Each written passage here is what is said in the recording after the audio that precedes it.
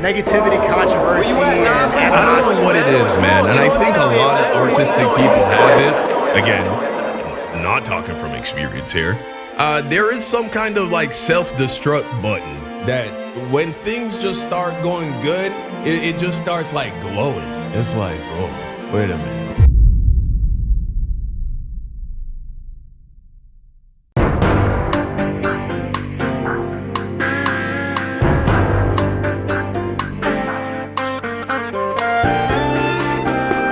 My sisters, the queens of the planet. Who are you, sister? I'm bitches with problems.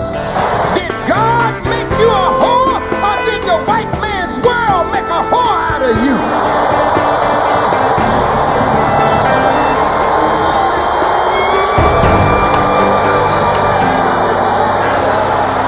You're being set up.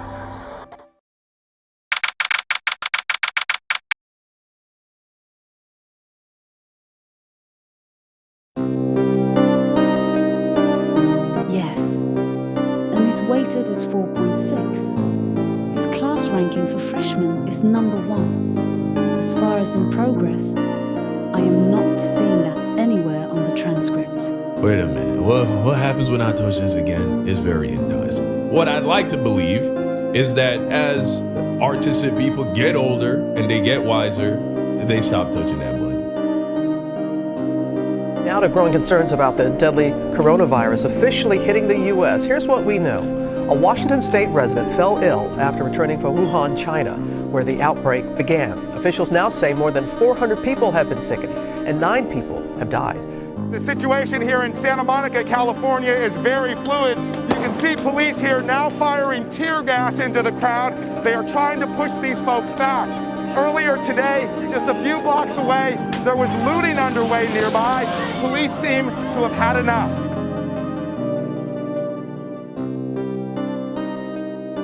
The glass casing was spotless. I never thought.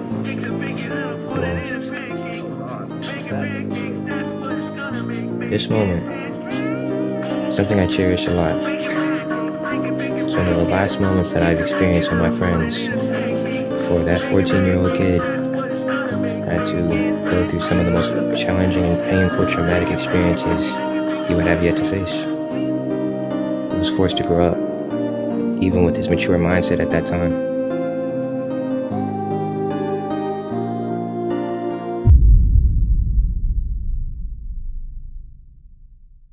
The World Health Organization raising its global risk assessment for the coronavirus's spread and impact to very high, the same level as it's had for China since late January.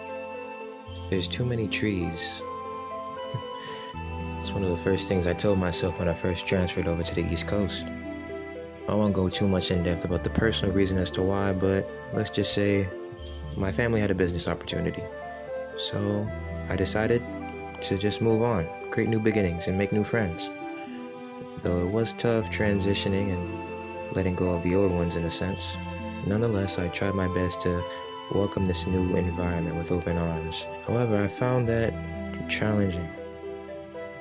I unknowingly created a sort of standard for myself that I didn't realize was so high. It's almost incredible that I was able to create it in the first place. See, my environment that I was in was somewhat sheltered, unique, but realistic.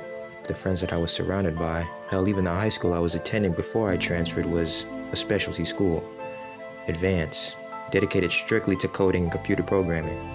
Even the math classes dealt with Boolean expressions and HTML and Python language of code and JavaScript and whatnot. It was pretty intense, but I appreciated the challenge, and the rest of the students did too. Well, that's probably why you needed to do an interview with the principal of that high school to even get accepted there in the first place.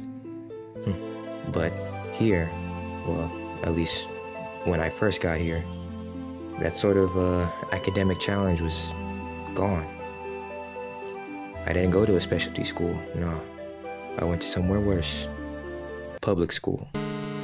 Okay, tonight, concerned parents and school officials in Henry County, well, they're coming together to discuss concerns with fighting in several schools. Tracy A. McPeer has been talking with parents, teachers, and students. She's joining us live right now from the Henry County School Administrative Building. Well, tonight's meeting will start in less than an hour right here. And the parents are saying something needs to change, and it needs to happen right now. 4 fights in 4 days.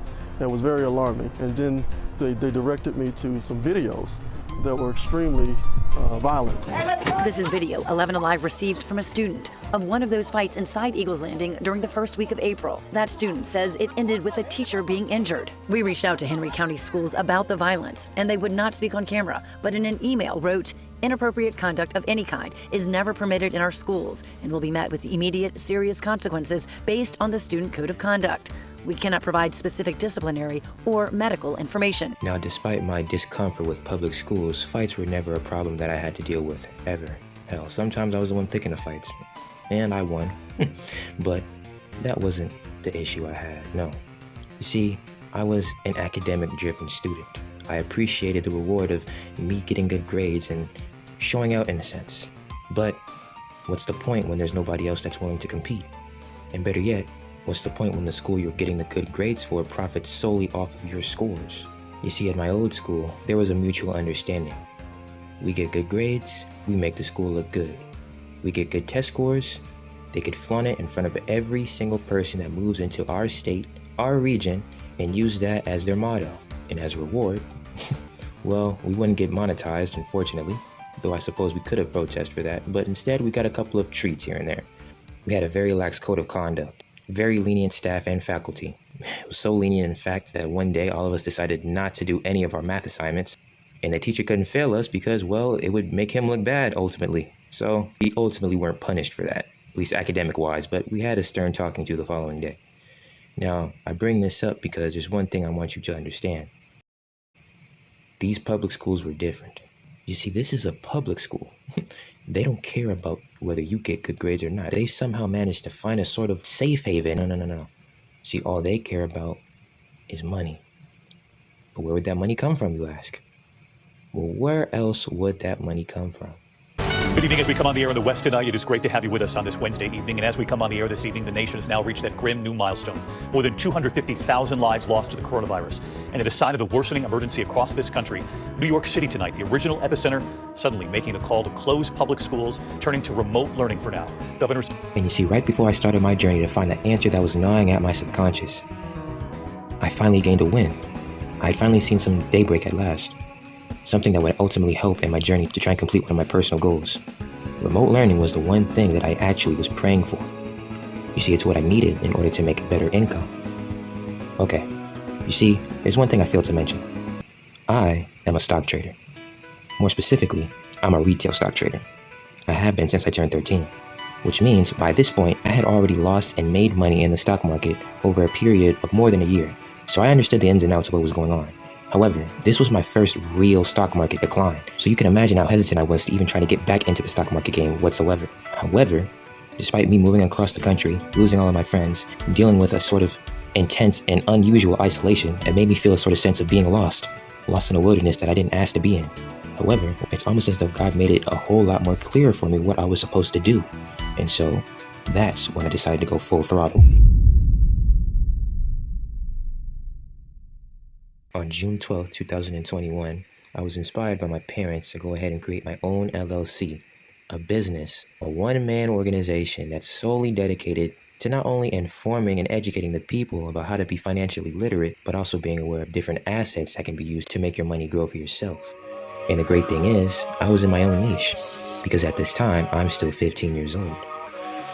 And that made all the difference. My nigga, this is dedication. This is anti-hesitation. It's a real nigga celebration. It's a dime block declaration. 59th and 5th Ave, granny house with vanilla wafers. It's the remedy to separation. Tupac of my generation. Pastor Swift. Coming at you live from BNF. My young nephew right here. One of the young, smart, sharp ones. You understand me? Educated, elevated, cold. Breaking the web Man, what's about that Snoop squad, that Snoop Gig squad? Man, Snoop Gig squad, man. We coming to a hood near you. This is what we do, man. We educate and elevate. Youngsters, come get in where you fit it. It was like Christmas came early, except it lasted all year round, and this is something that I earned. I never bought, which made it even better. The content I produced slowly attracted more and more people willing to learn.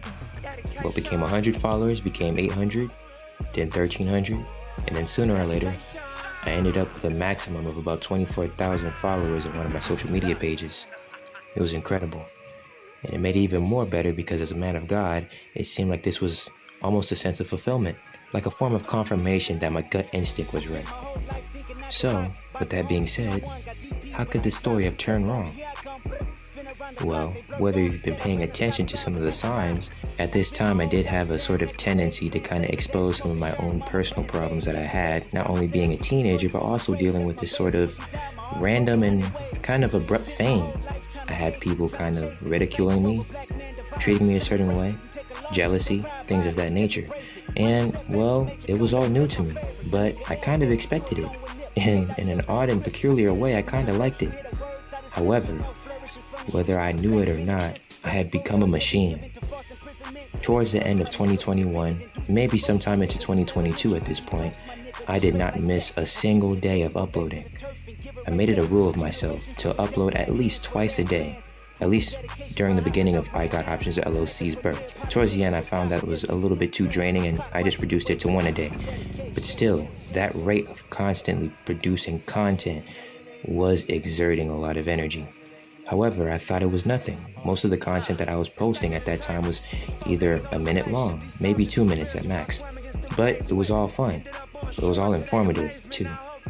However, whether I realized it or not, I had already developed 3 separate and distinct mental disorders that were only going to get worse.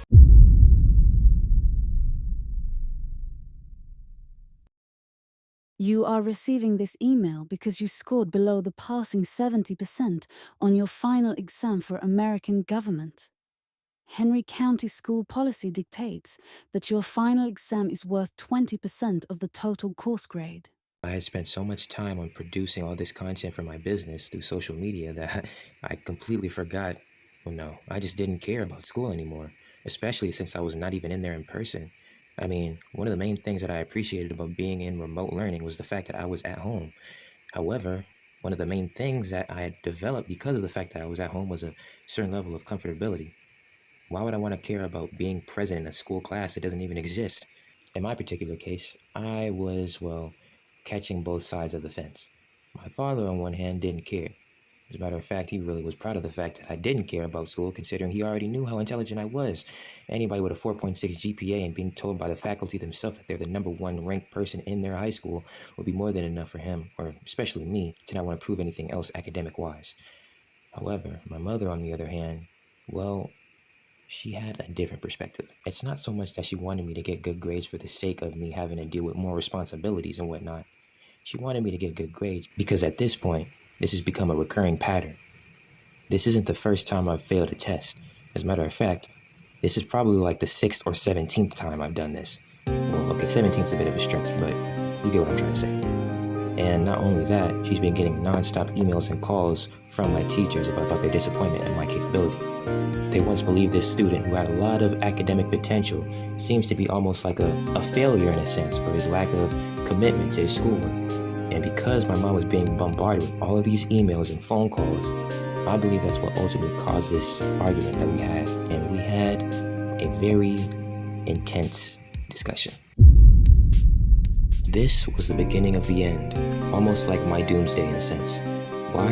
Well, because if there's one thing that you should know about trading, especially when it comes to the stock market, is that despite it looking like a numbers game, above all else, it comes down to your psychological, to your emotions, how well you can handle them. It's basically like chess. You can have the best strategies in the world, but if you have a breakdown, you get the point. And this was just the beginning. Not only was I burning with maintaining my LLC, I also had to fix the problems that I created for myself by ignoring my schoolwork, and that was tedious as hell. Very stressful. As a matter of fact, I grew some gray hairs, and I'm not exaggerating when I say that. And this contributed to one of the 3 mental disorders that I had started to develop. Another issue that I started to create for myself, because of my lack of commitment to schoolwork, was I was being sleep deprived. This one is actually a bit unique because I do have a tendency to stay up late, considering I study and look at charts and whatnot. But this messed up my sleep schedule entirely. Not only was I having to stay up late just to study some markets and whatnot, but then I also had to dedicate time to completing those missing assignments. This, as you can imagine, contributed to the second mental disorder that I started to develop. And last but not least, what contributed to the third. Now this, I should have known was a sign that I should have just stopped while I was ahead. But I was a teenager, and I was a bit cocky at this time. Hell, this was my social media peak, if you will. And so, the one thing that made me famous, my one claim to fame, was my claim to pain. I started to experience losses, heavy losses. Now, at this particular part of the video is where things start to change, especially for me from a narrative perspective. Up until this point, I've been speaking from, well, my sense of emotion, from my, well, quite literally, my own experience, the things I've felt, the thoughts I've thunk. Here is where it gets extremely foggy. It got to a point to where I've undergone such an incredible amount of stress, pressure, and anxiety that I honestly don't remember what I felt after a certain date. To even continue this documentary of the events that I've experienced, I'm going to have to refer to other people's testimony of what transpired. But what I will say is one of the last things I do remember before I reach this sort of gray area is this drawing.